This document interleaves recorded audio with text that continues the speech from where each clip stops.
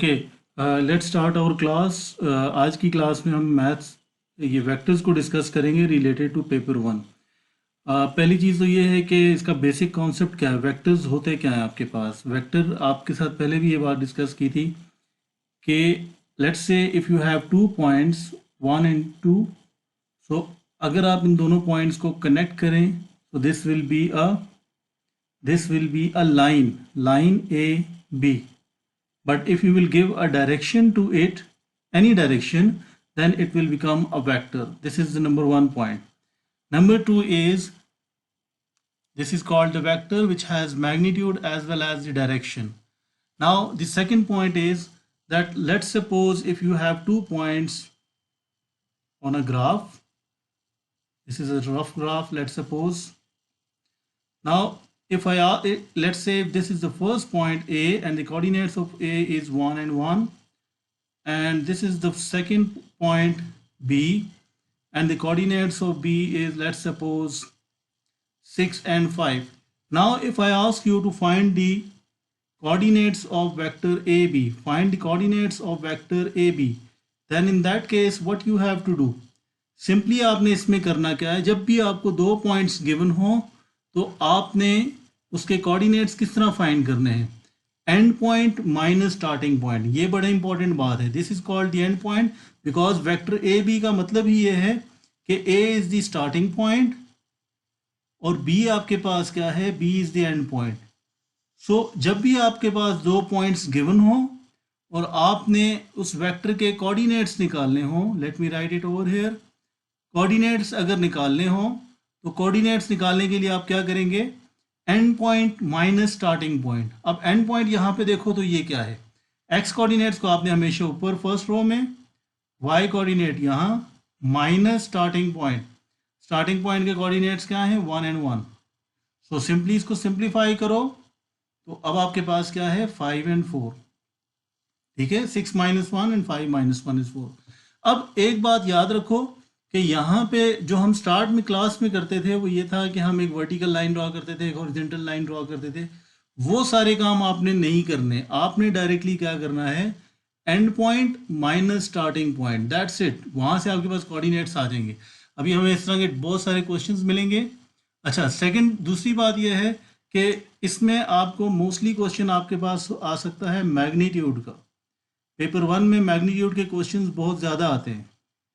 ठीक है, अभी आप देखोगे भी. मैग्नीट्यूड का मतलब ये है कि लेट्स सपोज कोई भी वेक्टर हो, इसके magnitude will be equals to square root of X square plus Y square.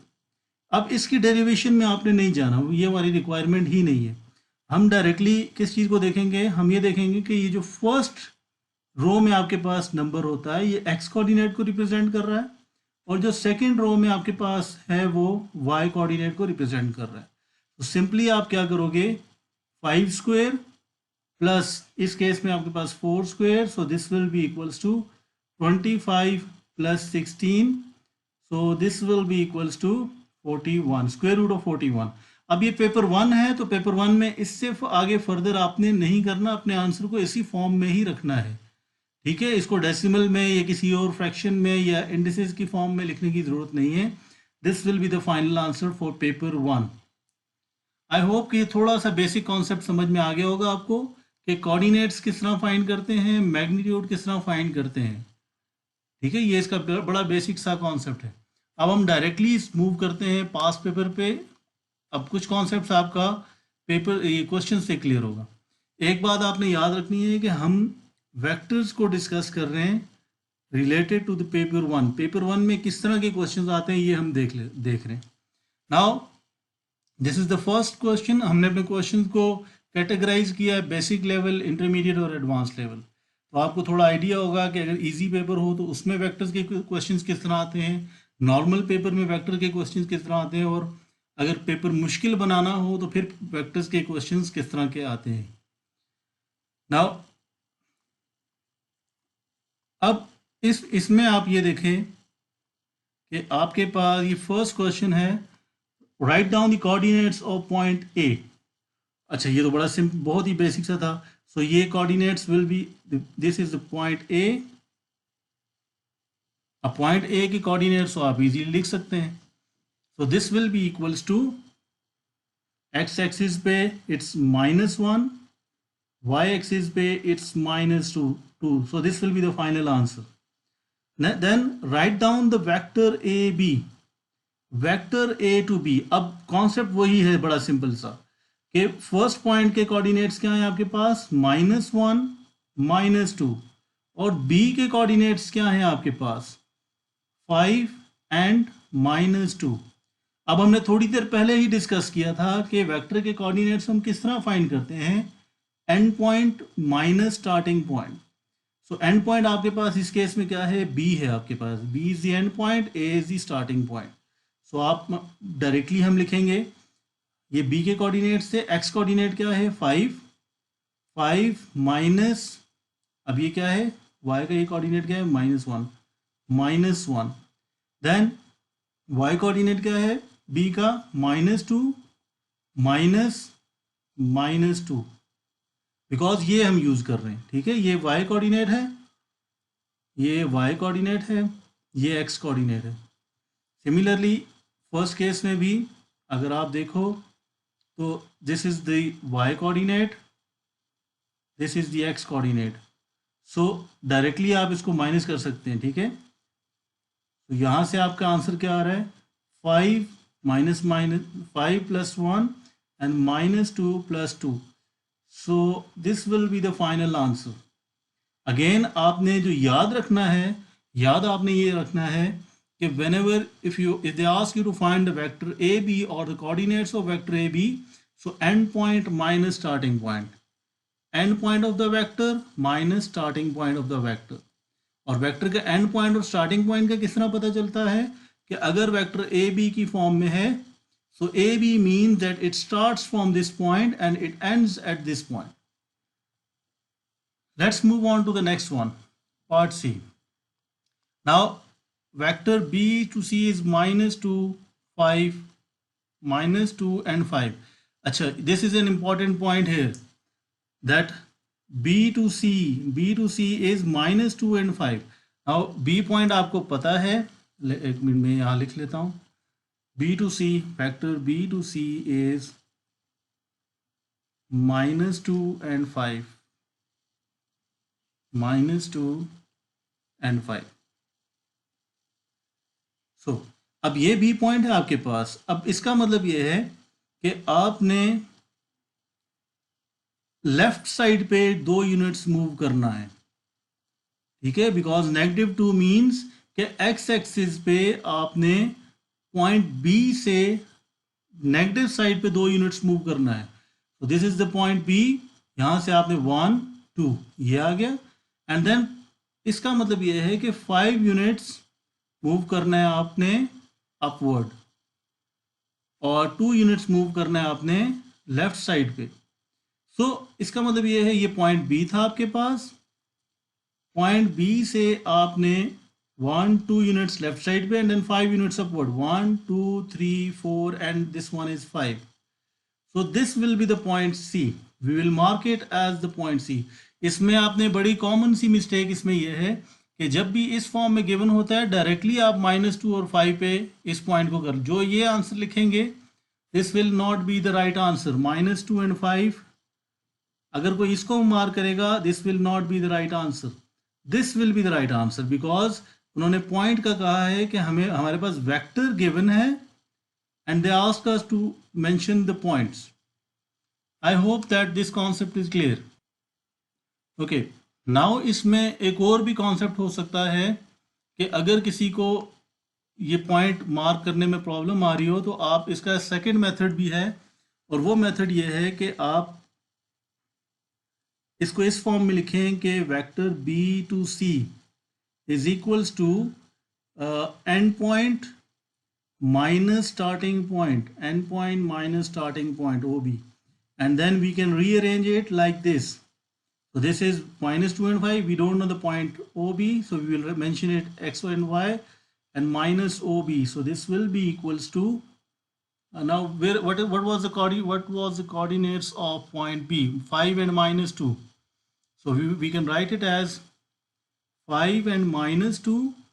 सो इसको हम अगर रीअरेंज करें, so this will be equals to X Y is equals to -2 5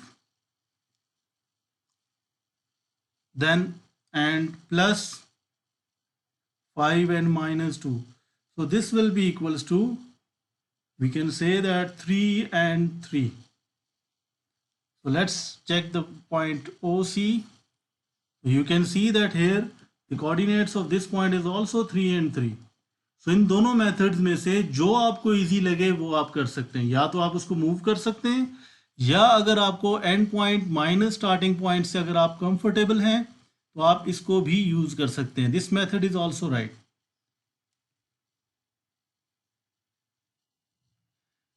इसका नेक्स्ट पार्ट है part D, that is work out A B plus B to C. Now you can directly see that इसको हम इस form में लिख सकते हैं, because हमेशा हम ये देखें कि इक्वेशंस को जो सिंप्लीफाई करते थे वो सिंप्लीफाई हम किस तरह करते थे, वो सिंप्लीफाई हम इस तरह करते थे कि अगर दोनों वेक्टर्स, फर्स्ट वेक्टर का एंड पॉइंट सेकंड वेक्टर का स्टार्टिंग पॉइंट हो, हम इसको डायरेक्टली क्या लिखते थे, वेक्टर ए टू सी. ठीक है, एक तो ये सिंप्लीफाई करना है, बट यहाँ पे तो हमें वेक्टर ए बी भी पता है, वेक्टर बी टू सी भी पता है.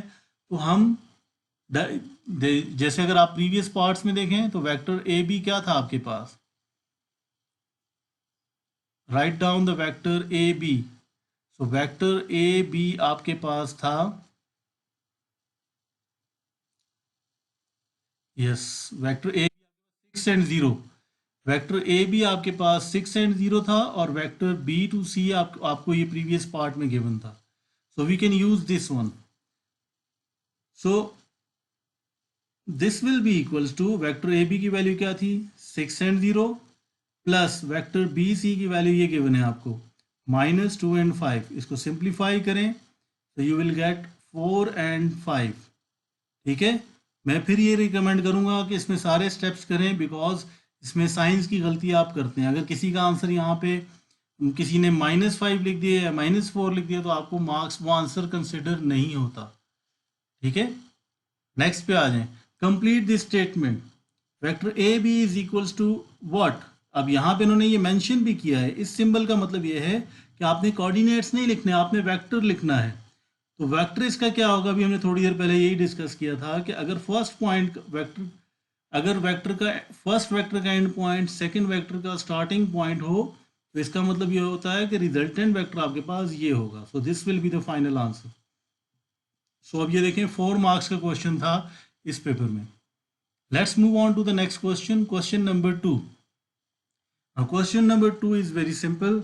इसमें the first part is 2p. So 2p का मतलब ये है 2 into 4 5 plus q is -2 and 7, so which means 8 and 10 plus -2 and 7. तो ये देखें वेक्टर्स को ऐड, इसमें मैं हमेशा यही रिकमेंड करता हूँ कि आप ये स्टेप सारे करें ताकि आपकी साइंस की गलती बिल्कुल ना हो. सो 6 and 17. So this will be the final answer, 6 and 17. Let's move on to the next one. Find the magnitude. इस सिंबल का मतलब क्या है, इस सिंबल का मतलब है मैग्नीट्यूड फाइंड करना है आपने. सो मैग्नीट्यूड का फाइंड करना है, और किस वेक्टर का फाइंड करना है, वेक्टर p का.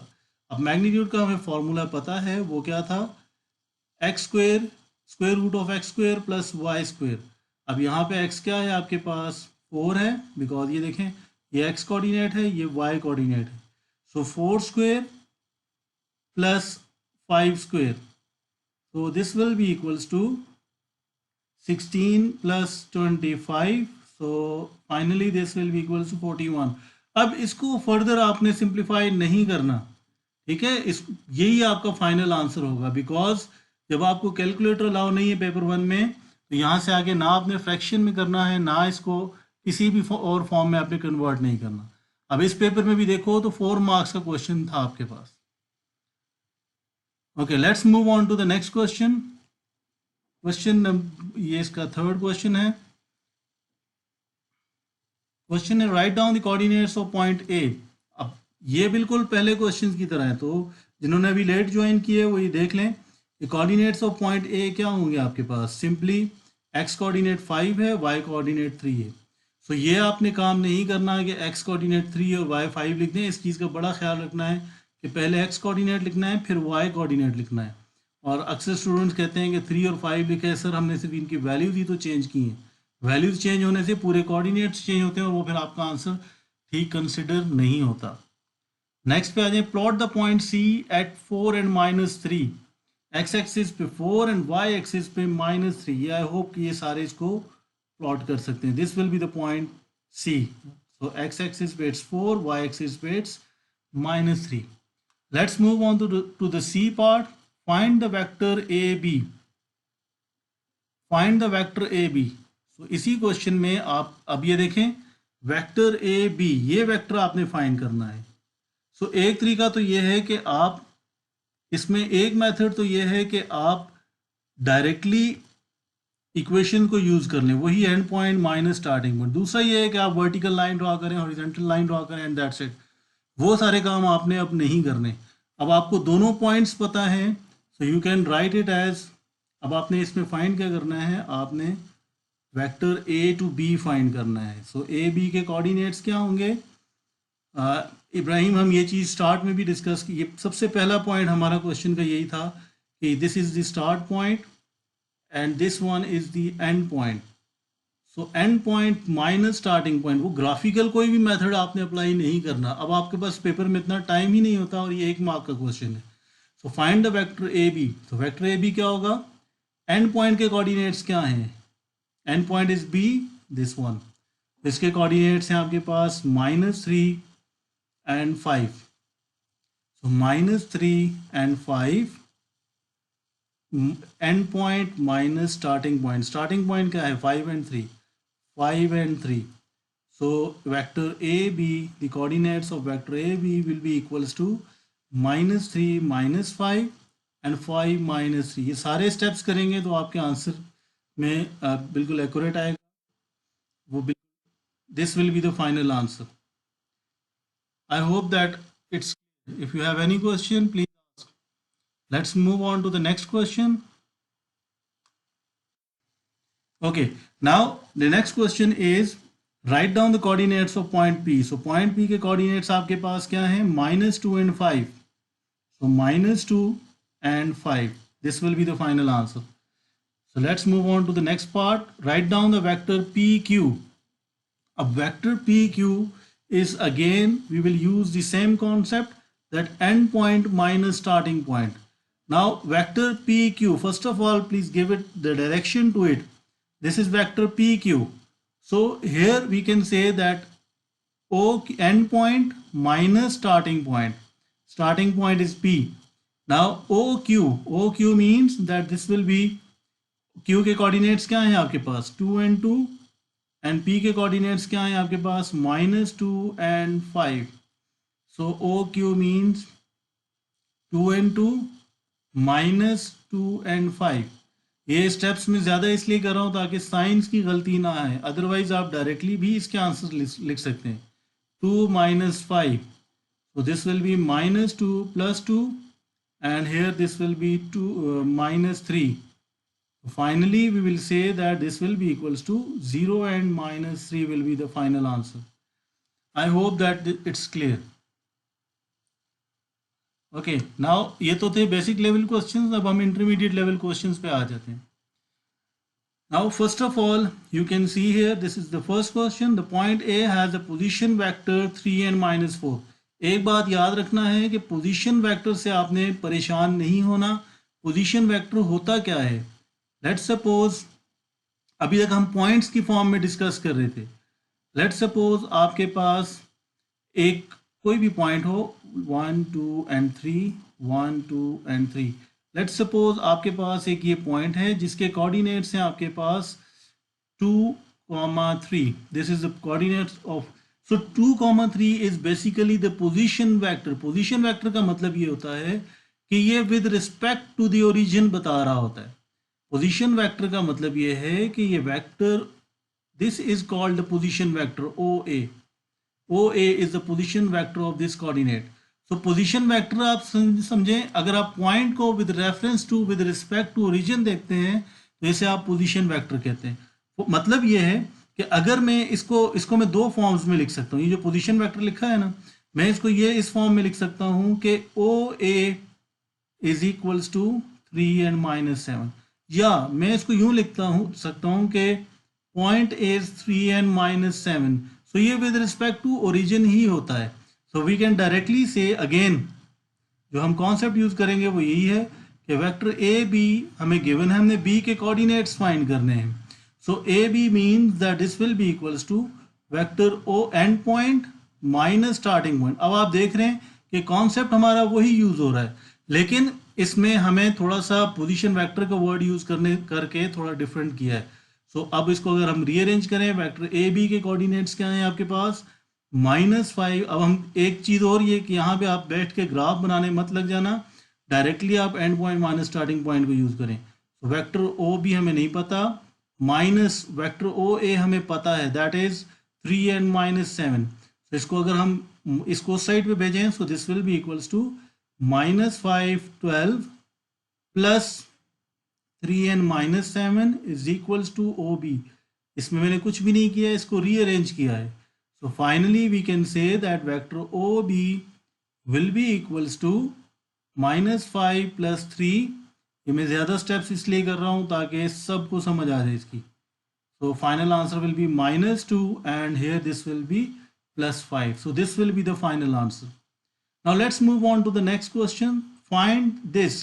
अब इस स्टेटमेंट का अगेन यही मतलब होता है कि आपने क्या फाइंड करना है, मैग्नीट्यूड फाइंड करना है। सो मैग्नीट्यूड आप किस तरह फाइंड करते हैं, again the basic formula is same, that the magnitude of any vector will be equals to x square plus y square, which means that this will be equals to x square is what, x square के coordinates क्या है आपके पास, -5 square plus 12 square.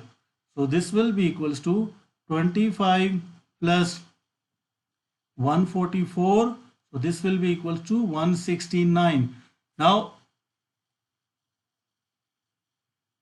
there is an previous question में यहाँ पे एक slide सी mistake थी कि ये आपके पास this will B +2. So +2 means that your final answer will be 4 and -3. So this will be the final answer. So there is a correction that 4 and -3 will be the final answer. Now let's move to this one. Now as we can see that this is a perfect square. So perfect square means that this will be equals to, the final answer will be equals to 13, because we can write it as 13 square whole square root. So we can cancel out it. So 13 will be the final answer. Let's move on to the next question. Question number 19. Now here, अब intermediate level question में it is a different question जो कि आ सकता है आपको। अब इसमें कोई भी आपको कोऑर्डिनेट्स गिवन नहीं है। Now the first point is 3p। So 3p, अब इस 3p को आप किसी भी ग्राफ पे कहीं पे भी ड्रॉ कर सकते हैं। 3p का मतलब ये है कि x कोऑर्डिनेट को भी आप 3 से मल्टीप्लाई करते हैं और y कोऑर्डिनेट को भी आप 3 से मल्टीप्लाई करते हैं। तो लेट्स सपोज मैं यहाँ से, अगर this is the starting point, अब अगर p को देखें तो p के x कोऑर्डिनेट कितने हैं, 2 हैं, and towards the right side. So this must be equals to 6, 1 2 3 4 5 6, और देन अपवर्ड मूव कर रहा है ये y कोऑर्डिनेट पे 1 unit. So it mean 1 2 3। So this will be the vector, this will be the vector 3p। I hope कि ये concept clear है। इसमें आपको ये चीज़ें मेंशन करने की ज़रूरत नहीं है, डायरेक्टली आप ड्रॉ कर सकते हैं। अच्छा, इसका सेकंड मेथड भी है जो कि अगर जिनको अभी तक ये यहाँ पे क्लियर नहीं हुआ, तो इसका एक और मेथड ये है कि आप पहले वेक्टर p के कोऑर्डिनेट्स लिख लो। तो p के कोऑर्डिनेट्स आपके क्या हैं, यहाँ से ये स्टार्टिंग पॉइंट है, ये एंड पॉइंट है।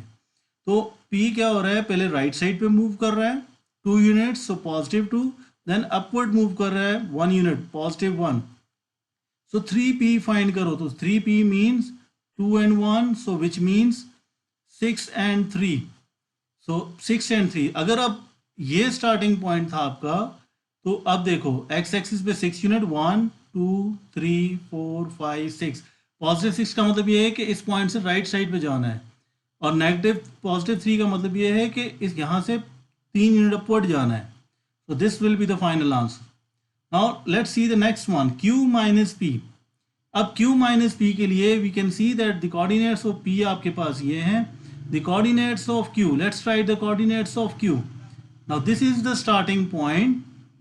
Y axis पे क्या हो रहा है, 3 units downward, it means y coordinate will be -3, and then x axis पे 1 unit towards the right side, so this will be +1. So we can write it as q minus p will be equals to 2 1 minus, not 2 1, this must be 1 and -3, because the coordinates of q is 1 and -3, minus p, that is 2 and 1. So this will be equals to 1 minus 2 and -3 minus 1. So -1 and -4. So this will be the final answer, but this is not the final answer, because the requirement of the question, अब command words को आपने follow करना है. You can see that the command word here is that draw the vector. They are not they don't need the coordinates of the vector. So you must understand the requirement of the question. Now let's suppose this is the point. Let's suppose this is the point. Okay, तो आपने ये ज़रूर ख्याल करना है कि आपने point वो चूज़, कहीं पे भी चूज़ कर सकते हैं, बट आपने पॉइंट वो चूज़ करना है जिससे ये दोनों क्लियरली ड्रॉ हो सकें. अब -1 लेफ्ट साइड पे 1 unit, and then 4 units downward, 1 2 3, and this is 0.4, 1 2 3 and 4. So it means this will be the straight line से draw कर लें. So this will be the accurate answer. So we can use the scale. So this will be the final answer.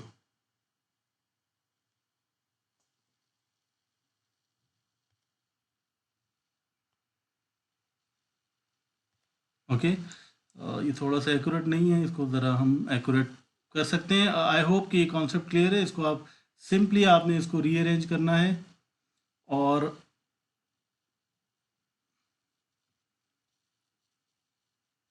इसको rearrange करें. So this will be the final answer. 1 2 3 अभी भी accurate नहीं है. आई hope कि ये आप इसको मैनेज कर लेंगे, बिकॉज यस अब ठीक है, अब ये ठीक है. Okay, so this is the vector q minus p, और ये अपनी वर्किंग में यहाँ मेंशन करना जरूरी है कि this is p3p and this one is q minus p. Let's move on to the next question. Okay, next हम इस पे आ गए हैं एडवांस लेवल क्वेश्चंस. अच्छा, एडवांस लेवल क्वेश्चंस में एक कॉन्सेप्ट है आपके पास, जो आप रेशो और एडिशन और सब्ट्रैक्शन का, पहले हम उसको ज़रा समझते हैं. हम कोशिश ये करेंगे कि सिर्फ एडिशन के मेथड को ही यूज़ करके इक्वेशंस को सिंप्लीफाई करें. एडवांस लेवल क्वेश्चंस करने से पहले एक छोटा सा कॉन्सेप्ट है, वो आप सब देख लो कि ग्राफिकली वेक्टर्स को किस तरीके से ऐड और सब्ट्रैक्ट कर सकते हैं, या इक्वेशंस निकाल सकते हैं. ठीक है, सो उसके लिए आपने ये देखना है कि ग्राफिकली किस तरह करते हैं. हम कोशिश करेंगे कि सिर्फ ऐड के कॉन्सेप्ट को यूज़ करें और उससे ही सारे क्वेश्चन सॉल्व करें. हम सब्ट्रैक्शन के कॉन्सेप्ट को यूज़ ही नहीं करेंगे. ठीक है, और आंसर आपके सारे ठीक आएंगे. अब हम देखते हैं किस तरह. पहली चीज़ तो ये है कि ऐड का कॉन्सेप्ट आप यूज़ कब करते हैं, जब आपके पास फर्स्ट वेक्टर का एंड पॉइंट सेकंड वेक्टर का स्टार्टिंग पॉइंट हो. जब आपके पास, अब ये देखो, ये दो वेक्टर्स हैं, ये डायरेक्शन से आपको पता चल रहा है कि फर्स्ट वेक्टर का ये स्टार्टिंग पॉइंट है, ए और बी एंड पॉइंट है, और सेकंड वेक्टर का ये एंड पॉइंट. तो जो ये रिजल्टेंट वेक्टर होगा, इसकी इक्वेशन क्या होगी? इसकी इक्वेशन होगी vector A B plus vector B to C. मैं इसको थोड़ा दोबारा एक्सप्लेन करता हूँ डिफरेंटली. दोबारा देख लो इसको, कि अगर आपके पास लेट्स सपोज एक वेक्टर हो p और सेकंड एक और वेक्टर हो q, तो आपने अगर रिजल्टेंट वेक्टर की इक्वेशन निकालनी हो तो इसके लिए आप हमेशा क्या करोगे, starting point p plus q will be the final answer.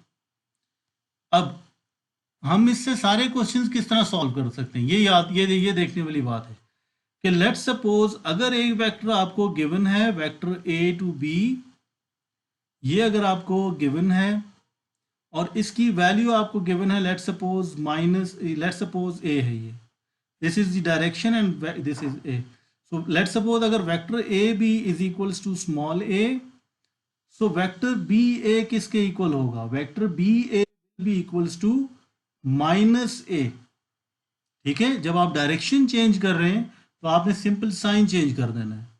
इस बात का मतलब यह है कि आप जब गिवन डायरेक्शंस को चेंज करेंगे तो आप उसका साइन चेंज कर लेंगे।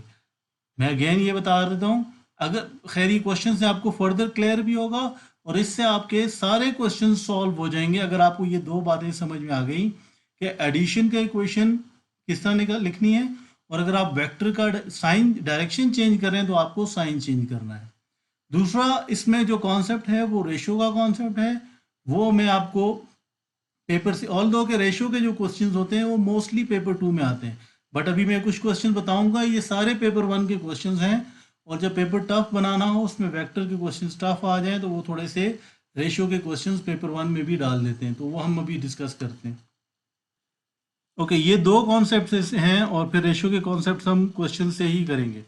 अब हम डायरेक्टली जाते हैं क्वेश्चंस के ऊपर। अब ये थोड़े से एडवांस लेवल क्वेश्चन है, क्वेश्चन 1 से ही आपको आइडिया होगा कि हम प्लस माइनस से ही सारे क्वेश्चंस किस तरह सॉल्व करेंगे। हम सब्ट्रैक्शन वाला कॉन्सेप्ट यहाँ यूज़ नहीं करेंगे।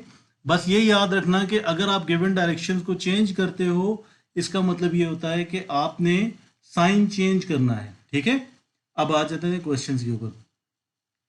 ये आपको क्वेश्चन गिवन है, so express PQ as simply as possible in terms of AB।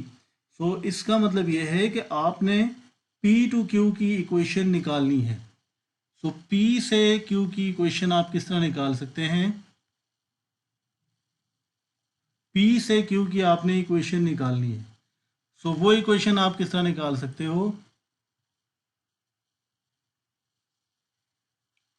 ये इक्वेशन आपने फाइंड करनी है।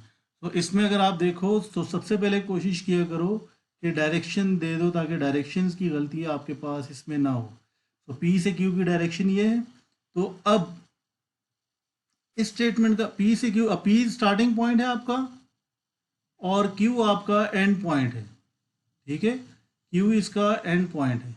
सो आप क्या कर सकते हो, अब स्टार्टिंग पॉइंट की आप डायरेक्शन देखो, आपने पी से मूव करना है और क्यू की तरफ आना है। तो गिवन डायरेक्शन आपके पास ये है, लेकिन आपको रिक्वायर्ड डायरेक्शन ये है बिकॉज आप पी से ट्रेवल कर रहे हो और ओ तक गए और फिर ओ से आप गए क्यू तक। ये आपकी जो रेड में मैंने ड्रॉ की है ये आपकी रिक्वायर्ड डायरेक्शंस हैं।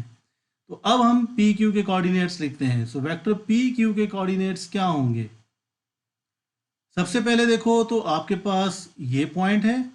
अब इस पॉइंट में आप क्या कर रहे हो, आप गिवन डायरेक्शन के अपोजिट डायरेक्शन आपने ली हुई है, आपकी रिक्वायर्ड डायरेक्शन गिवन डायरेक्शन से अपोजिट है। इसका मतलब ये है कि माइनस ए प्लस टू भी हो जाएगा बिकॉज आप इन दोनों का क्या करोगे, इसका साइन चेंज करोगे। ठीक है, बिकॉज आप गिवन डायरेक्शन और है और रिक्वायर्ड डायरेक्शन और है। ये तो आपने पी ओ लिख दिया, then plus O P O Q के लिए देखो क्या हो, ओ क्यू में आप देखो गिवन डायरेक्शन भी डाउनवर्ड है और रिक्वायर्ड डायरेक्शन भी डाउनवर्ड है। तो ये दोनों सेम है, तो इसमें आपने कुछ भी नहीं करना, तो आप लिखेंगे 4a प्लस 4b।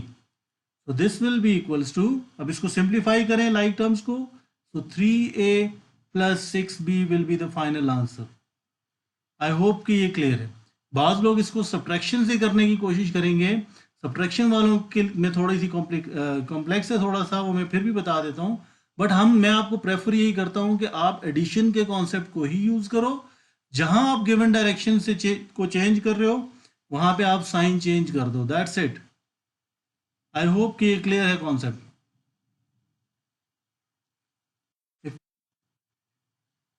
ओके, इसको अब हम सब्ट्रैक्शन से अटेम्प्ट करते हैं। इसी क्वेश्चन को हम सब्ट्रैक्शन से भी कर सकते हैं। सब्ट्रैक्शन से हम किस तरह करते हैं कि let's suppose vector P Q हमने फाइंड करना है, तो पी क्यू के लिए हम क्या करते हैं, रिजल्टेंट वेक्टर का ये एंड पॉइंट है और ये स्टार्टिंग पॉइंट है। सो क्यू पे अगर आप देखो तो वेक्टर ये है, end point minus starting point करते हैं, तो वो क्या होगा आपके पास, O Q minus O P. ठीक है, अब ओ क्यू की वैल्यू आपके पास क्या है, that is 4a plus 4b minus O P क्या है आपके पास, a माइनस 2b। सो इसको जस्ट पुट करो, 4a plus 4b minus a plus 2b, so your final answer will be 3a plus 6b। तो ये देख रहे हैं आप कि आपका आंसर बिल्कुल सेम आ रहा है। सो इससे फर्क नहीं पड़ता कि आप एडिशन को यूज कर रहे हो या सब्ट्रैक्शन को, बट मैं आप सबको यही रिकमेंड करूंगा कि आप एडिशन के कॉन्सेप्ट से ही पेपर 1 में सॉल्व करो, बिकॉज सिर्फ आपने इस डायरेक्शंस का ख्याल रखना है, जहां आप डायरेक्शन चेंज कर रहे हो वहां पे आपने साइंस को चेंज कर देना है। ठीक है, let's move to the next question. Okay, ये वेक्टर पी क्यू को हमने एक्सप्रेस कर दिया। ठीक है, अगर किसी का कोई क्वेश्चन है तो प्लीज पूछें।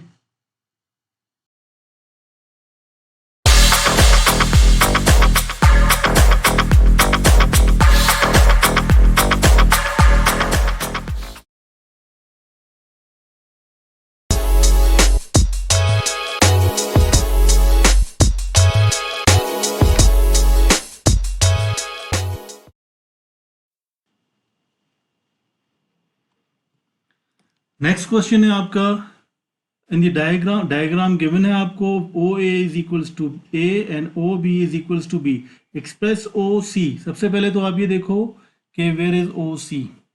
तो ये आपके पास वेक्टर ओ टू सी है, मैं इसको अलग से ड्रॉ कर देता हूँ। ये आपके पास वेक्टर ओ सी है, इसके आपने वैल्यू बतानी है आपको। ओके, वेक्टर ओ सी आपको बताना है, लेकिन इसमें आपको एक हिंट गिवन है। वो हिंट ये गिवन है, आप क्वेश्चन को आपने गौर से पढ़ना है। हिंट ये गिवन है कि O A ratio A C is equals to 1:3। इस बात का मतलब क्या है, इस बात का मतलब ये है कि ratio means O A divided by, ये मैं स्टेप्स ज़्यादा कर रहा हूँ लेकिन ये आप ना कम भी करें कोई प्रॉब्लम नहीं। इस स्टेटमेंट का मतलब क्या है रेशो के क्वेश्चंस का, इस स्टेटमेंट का मतलब यह है कि अगर ओ ए की लेंथ 1 होगी तो ए सी की लेंथ 3 होगी। ठीक है, तो अब मेरा आप सबसे ये क्वेश्चन ये रहा है, लेट सपोज यहाँ पे ये पॉइंट है ए, अगर ओ ए की लेंथ 1 होगी तो ए सी की लेंथ 3 होगी। सिमिलरली अगर आपसे मैं ये पूछूं कि अगर ओ ए की लेंथ 1 हो तो ओ सी की लेंथ, ओ से सी की लेंथ कितनी होगी, तो आप कहेंगे अगर ये 1 है तो ओ से सी की लेंथ क्या होगी, 3 होगी। ये बात क्लियर है। तो इस कॉन्सेप्ट को हम यूज करेंगे, हम इस कॉन्सेप्ट को यूज करेंगे, इसको अगर क्रॉस मल्टीप्लाई करूं तो ये क्या हो जाएगा, 3OA will be equals to OC। और यहां से अगर हम देखें तो OC, vector OC will be equals to 3 into OA की वैल्यू आपको ये गिवन है, दैट इज A। तो इसका फाइनल आंसर क्या होगा, 3A। इसका आप डायरेक्टली भी फाइंड कर सकते हैं, आपको यहां से भी आइडिया हो रहा है। ठीक है, और अगर आप ये सारी वर्किंग कर लेंगे, ऑल दो it is not required, but इससे आपका ये है कि आपका आंसर 100% ठीक ही होगा। ठीक है, और ये वाला कॉन्सेप्ट समझना भी ज़रूरी है, बिकॉज ये बार बार हम यूज़ करेंगे रेशियो का जो कॉन्सेप्ट है, और ये मोस्टली पेपर 2 में आता है, बट अगर पेपर 1 में वेक्टर्स के क्वेश्चंस टफ हों तो फिर ये इस तरह के क्वेश्चंस भी आ सकते हैं। Let's move on to the next one, that is C D. अब आपने नेक्स्ट क्या फाइंड करना है, सी डी फाइंड करना है। तो सी डी के लिए मैं यहाँ पे पहले वेक्टर्स को यहाँ अलग से ड्रॉ कर देता हूँ ताकि आपको थोड़ा क्लियर हो कि वेक्टर सी डी, अब आपको ये पता है ओ से सी भी पता है आपको, ओ से दिस पॉइंट इज सी, और ये आपके पास है डी। अब ओ से सी की लेंथ आपको पता है कितनी है, दैट इज 3A। और सी से ओ से डी की लेंथ कितनी है आपके पास। अब आपको देखो ओ से बी की लेंथ ये गिवन है आपको। अगर ओ से बी आपके पास स्मॉल बी है तो बी टू डी भी आपके पास क्या होगा, स्मॉल बी, बिकॉज ये बी मिड पॉइंट है, ये मेंशन है यहाँ पे। सो इसका मतलब ये है कि ओ से डी की लेंथ कितनी होगी, दैट विल बी 2b। ठीक है, अब आप ये दिस पॉइंट इज डी। अब आपने सी डी की फाइंड करनी है। अब आप सबसे पहले तो डायरेक्शन दे दो कि गिवन डायरेक्शन क्या है। ओ से सी की गिवन डायरेक्शन ये है, ओ से डी की गिवन डायरेक्शन आपके पास ये है। अब हमने फाइंड क्या करनी है, ये फाइंड करना है, सी डी की इक्वेशन फाइंड करनी है। अब अगेन हम वही कॉन्सेप्ट यूज करेंगे कि सी इज द स्टार्टिंग पॉइंट और आप डायरेक्शन ये दे रहे हो, एंड देन सी से ओ की तरफ मूव किया एंड देन ओ से डी की तरफ मूव किया आपने। सो अब आप देखो फर्स्ट केस में आपने क्या किया, डायरेक्शन चेंज की है। So this will B -3a। और सेकेंड 2b के केस में देखो तो दोनों डायरेक्शन सेम है, तो वहां आपने साइन चेंज नहीं करना, this will B +2b। So this will be the final answer. आप डायरेक्टली भी लिख सकते हो, डायरेक्टली आप क्या लिख सकते हो, 2b - 3a, ये आप आंसर इसका, this will be the final answer. एक बात याद रखो कि इस वर्किंग की रिक्वायरमेंट नहीं है, ठीक है। इस वर्किंग के बगैर भी आप आंसर लिखोगे तो आपका आंसर ठीक होगा, ये सिर्फ मैं अपने समझाने के लिए कर रहा हूँ। और दूसरी बात यह है कि ये डायग्राम से आप डायरेक्टली, ये अलग से आपको डायग्राम ड्रॉ करने की ज़रूरत नहीं है, अलग से आपको डायग्राम ड्रॉ करने की ज़रूरत नहीं है। ये डायरेक्टली आप यहीं पे आप पेपर से पेंसिल से आप इसको लिख सकते हैं, ठीक है। Okay, next question, that is part C, part B. Now P is the point on CD where CP is 3/4 CD. अब इसके लिए हमें तो डायग्राम चाहिए, सो पहले तो हम डायग्राम को कॉपी करते हैं। ओके, फर्स्ट पार्ट में प्रीवियस क्वेश्चन, इसी क्वेश्चन का जो फर्स्ट पार्ट है, यहाँ पे आपने ये करेक्शन कर लेनी है कि अगर आपके पास ओ ए की लेंथ 1 है तो ओ सी की लेंथ आपके पास क्या होगी, that will be 4। Okay, so this will be 4। तो इसको करेक्ट कर लें। So your answer for this one will be equals to 4a। तो फाइनल आंसर भी आपके पास इसमें 4a होगा, ठीक है। Now let's move to the last this portion, that option B. Now here P is the point on CD such that CP is equals to 3/4 CD। अब ये diagram आपके पास मेन क्वेश्चन में गिवन थी, P is the point on CD, so P is the point on CD, ये P point है आपके पास, CP such that CP, अब रेशो को देखें ज़रा, CP, so this will be CP divided by CD is equals to 3/4।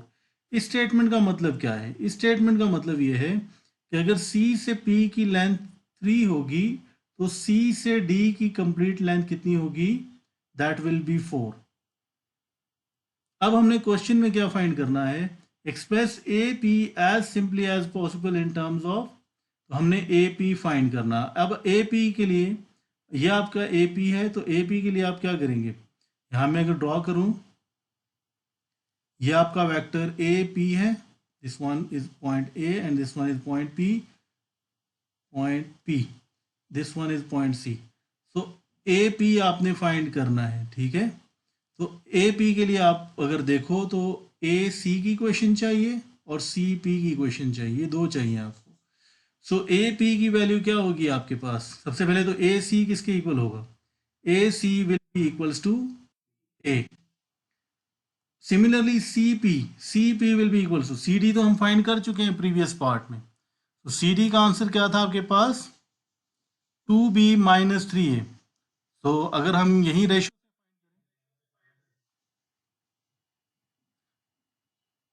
CP 2b - 4a, ये CD का आंसर था ना, 2b - 4a, ये CD का आंसर था। So we can say that, अगर हम इसकी रेशो लिखें यहाँ पे, so this will be equals to, अब हमें सी पी फाइंड करना है। So C P will be equals, अगर सी पी 3 होगा तो सी डी 4 होगा, ये हमें गिवन था। तो हम डायरेक्टली इसको रीअरेंज करें तो ये क्या हो जाएगा आपके पास, सी डी की वैल्यू आपको पता है। तो C P vector C P will be equals to 3/4 C D, और सी डी की वैल्यू आपके पास क्या थी, 2b minus 4a, 3/4 2b minus 4a। तो इसको अगर हम रीअरेंज करें तो ये सिंप्लीफाई करें तो ये क्या हो जाएगा, 3/2b माइनस 3a। तो ये सी पी का सी पी वैक्टर इसके इक्वल आ गया। अब हम आते हैं क्वेश्चन, ये जो डायग्राम बनाई थी इस पे आ जाते हैं। अब ए पी की इक्वेशन क्या होगी, A P will be equals to AC, because A is the starting point, A to C and then C to P plus CP। तो AC की वैल्यू आपके पास क्या है, 3A plus 3/2B minus 3A। ये दोनों कैंसिल आउट हो गए। सो AP का आंसर क्या होगा आपके पास, AP will be equals to, vector AP will be equals to 3/2b. So this will be the final answer. I hope that the concept is clear. Okay, next question है आपका, in the diagram ABCD is a parallelogram। ये important बात है, इसको highlight करते हो तो कर लो। X is the point on B to C such that BX ratio XC, इसका मतलब ये है कि अगर B to X 3 होगा तो x से c 1 होगा। ए बी गिवन है, ए डी बी गिवन है, एक्सप्रेस बी एक्स। अब आपने क्या फाइंड करना है, मैं यहाँ से अगर रफ सा अगर बनाऊँ ड्रॉ, तो आपने क्या फाइंड करना है, बल्कि इसको ड्रॉ करने की भी ज़रूरत नहीं है, आपको डायरेक्टली ये पता है कि B X by X C is equals to 3/1। So अगर मैं आपसे एक पूछूं कि if B X is 3, so what will be the value of BC? इसमें डायरेक्शंस का आपने बहुत ख्याल रखना है। तो vector B to C will be equals to, this will be equals to 4। Now if we have to, we can simply rearrange it। So B to X will be equals to 3/4 BC। Now अब आप ये देखें कि it is a parallelogram. अब ये parallelogram वाली बात आपको हेल्प करेगा। तो पैरेललोग्राम का मतलब ये है कि vector A to D will be equals to vector B to C. इसका मतलब ये है ए टू डी की हमें वैल्यू पता है 8Q। तो 8Q will be equals to, अब देखो इसकी डायरेक्शन ये है, सो मैंने इसलिए इसको ए टू डी लिखा है।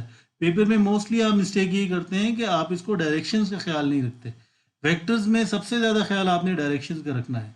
तो वेक्टर b टू x क्या होगा आपके पास, so this will be equals to 3/4 into 8Q, because आपने यहाँ पे सिर्फ इसकी वैल्यू पुट कर दी। वेक्टर BC की वैल्यू 8Q है, इसको आपने यहाँ पुट किया तो आपके पास फाइनल आंसर इसका आ गया। नाउ इसको फर्दर, अब ये बात याद रखें कि ये सिंप्लीफाइड आंसर नहीं है। सो इसका आपका आंसर क्या होगा, 4 1s 4 2s, so this will be equals to 6Q। This will be the final answer. ये सारी वर्किंग आप रिक्वायर्ड नहीं है, बट अगर आप ये करेंगे तो आपका आंसर 100% ठीक होगा। नेक्स्ट है आपके पास एक्सप्रेस ए एक्स। अब ए एक्स का मतलब क्या है, ए एक्स का मतलब ये है कि आपने ये वेक्टर फाइंड करना है ए एक्स। तो ए एक्स की सबसे पहले अगर आप इक्वेशन लिखें तो इक्वेशन क्या होगी, ओके ये आपके पास वेक्टर ए एक्स की आपने इक्वेशन लिखनी है, ठीक है। सो इसके लिए आप सिंपली अगर आप इक्वेशन बनाओ तो क्या होगी आपके पास, ए एक्स की अगर इक्वेशन लिखो तो A X will be equals to, vector A X will be equals to, अब ये स्टार्टिंग पॉइंट था, इससे एंड की तरफ मूव करना है। So this will be equals to A B plus B to X. ये आपके पास होगा इसका आंसर, ये आंसर और ये। अब ए बी तो आपको पता है 6P है, बी एक्स क्या है, बी एक्स आपने प्रीवियस पार्ट में फाइंड किया है। So this will be equals to 6p plus 6q. So this will be the final answer, 6p plus 6q. Okay. Now let's move on to the next one. Okay, next part is y is the point such that cy is equals to 3p plus q. अब ये बात cy is such that y is the point such that cy is equals to इसका मतलब ये है कि y इस point पे लाई करता है कहीं, ठीक है। एक्सप्रेस ए वाई आपने क्या, अब ये देखें अगर इस फॉर्म में गिवन है, इसका मतलब ये है कि ये कहाँ पे लाई करता है।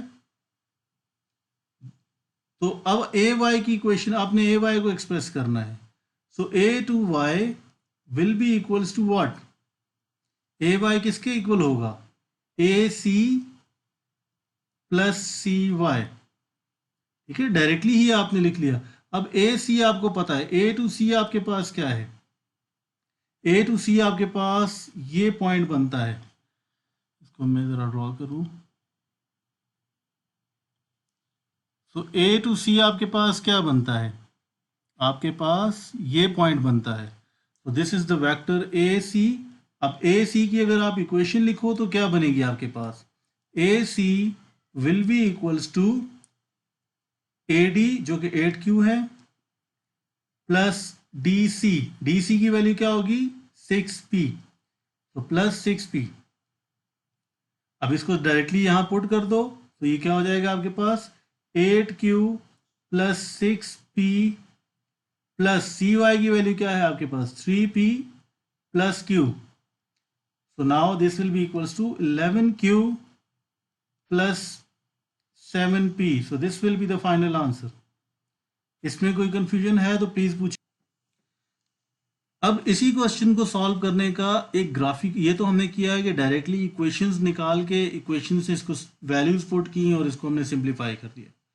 दूसरा तरीका ये है कि हम ग्राफिकली देखें। अब सबसे पहले देखो ए वाई है, वेक्टर ए वाई का मतलब क्या है, वेक्टर ए वाई का मतलब ये है, कभी आपने ये वेक्टर इस तरह नहीं देखा होगा, इस फॉर्म में नहीं, कर्व में नहीं देखा होगा। तो आपको पता है कि अगर एक पॉइंट है तो उसका स्टार्टिंग पॉइंट ये है तो एंड पॉइंट कोई y है, इसका मतलब ये है कि ये यहीं पे कहीं लाई कर रहा होगा, ठीक है। ये आपके पास यहीं पे कहीं किसी पॉइंट पे होगा। लेट्स सपोज ये पॉइंट आपके पास y है। तो अब आप अगर देखो तो ए वाई किसके इक्वल होगा, A Y will be equals to, अब देखो ये आपका वेक्टर बनता है ए वाई, मैं इसको यहां पे कहीं ड्रॉ कर लेता हूं, ठीक है। इसको मैं रिमूव कर देता हूं, ठीक है। ए वाई एक स्ट्रेट लाइन है जो यहीं पे किसी भी पॉइंट पे हो सकता है ना। तो ये आपके पास लेट्स सपोज पॉइंट है वाई, होगा ये स्ट्रेट लाइन, ये हमें पता है, कर्व तो हो नहीं सकता। सो इसका मतलब ये है कि आपका ये जो वेक्टर ए वाई है this is the resultant vector, और इसकी आपके पास इक्वेशन क्या बनेगी, इसकी इक्वेशन आप डायरेक्टली देखो तो क्या बन सकती है आपके पास ये बनेगी नहीं, ये A to C and then C to Y. इसको अगर मैं थोड़ा सा सेपरेटली ड्रॉ करूं तो सेपरेटली इसकी डायग्राम कुछ इस तरह से बनेगी आपके पास इस क्वेश्चन की, कि आपको ये पता है कि एक वेक्टर है, ये पॉइंट यहाँ पे है ए वाई, ये एक वेक्टर है। सो इस वेक्टर के स्टार्ट यहाँ पे पॉइंट देखो, जिस पॉइंट पे कनेक्ट, जो पाथ आपको नजर आ रहा है वो कौन सा है, ये पाथ आपको नजर आ रहा है A to C and then A to C and then C to Y. So ये आपने इक्वेशन इस तरह भी लिख सकते हो, ग्राफिकली भी आप इसकी इक्वेशन निकाल सकते हो और डायरेक्टली भी इक्वेशन लिख सकते हो, दोनों तरीकों से आप लिख सकते हो। अब ए सी की वैल्यू भी आपको पता है, सी वाई की वैल्यू भी आपको पता है, दोनों को यूज किया, इसमें पुट किया, आपके पास फाइनल आंसर आ गया। इज इट क्लियर है? सो इसका ये कैलकुलेशन में ये चीज देख लो कि this will be the final answer, ठीक है। So your final answer will be 9q plus 9p, because आप लाइक टर्म्स को ऐड करोगे सिर्फ। एक बात याद रखो कि इसमें हम कोशिश करते हैं कम से कम वेक्टर्स हों, बट अगर आप इसका ये पाथ भी यूज करो इस क्वेश्चन के अंदर अगर आप ये पाथ भी यूज करो फिर भी फर्क नहीं पड़ता।